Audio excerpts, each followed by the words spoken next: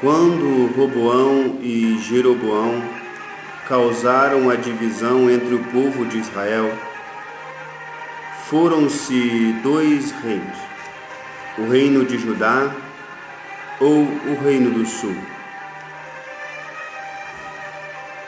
e o reino de Israel, ou o reino do norte.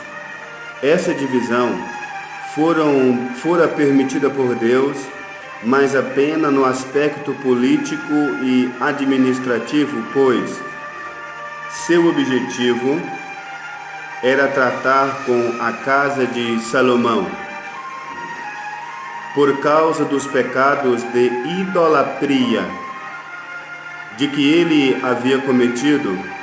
Por ser parte da disciplina de Deus, essa divisão deveria ser temporária. Deus esperava que, sob tais circunstâncias, a casa de Salomão se arrependesse e se voltasse totalmente a ele. Quando então o reino voltaria a ser um só. No entanto, não foi isso que aconteceu. Com a intenção de preservar a sua própria monarquia, Jeroboão cometeu o gravíssimo erro de estender a divisão política, a divisão espiritual.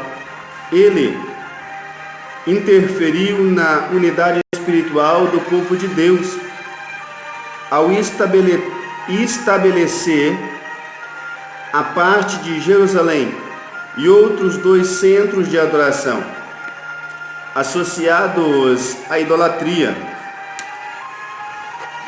Isto foi considerado um grande pecado aos olhos de Deus.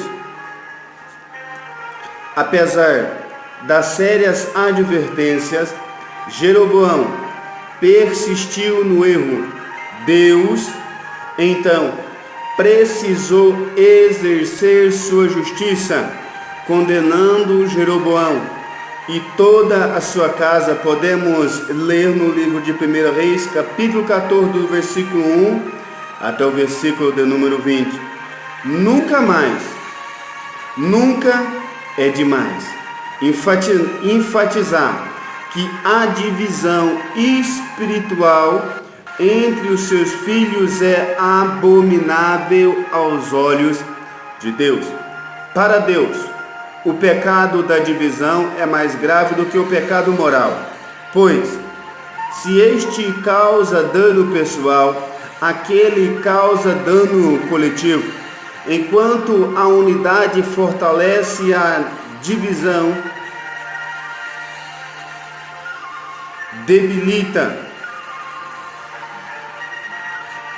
Deus zela pela unidade, pela união do seu povo.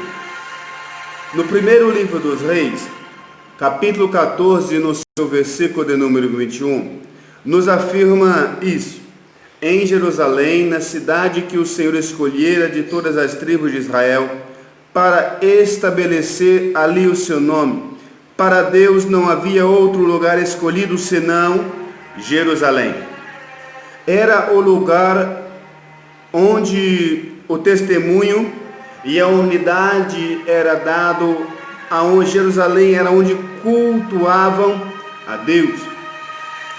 Aprendemos tanto da história de Roboão como a de Jeroboão a jamais cair em situação semelhante a deles, causar divisão espiritual e rejeitar o único Deus e danificar o que ele deseja,